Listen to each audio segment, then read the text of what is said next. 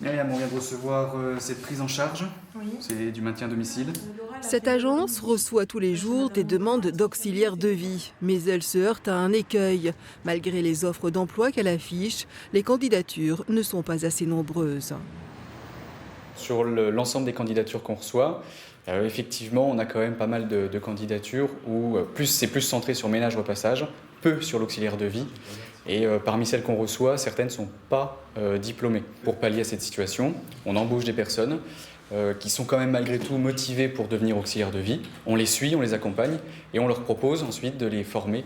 En France, une personne sur 3 aura plus de 60 ans d'ici 2050. Le nombre d'auxiliaires de vie, aides à domicile, aides ménagères devrait donc très fortement augmenter.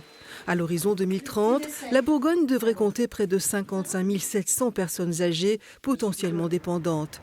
Dans cet établissement hospitalier dijonnais, composé d'une unité de soins longue durée et d'un EHPAD, pas de problème de recrutement, mais ici, les qualités humaines du personnel sont aussi importantes que ses compétences.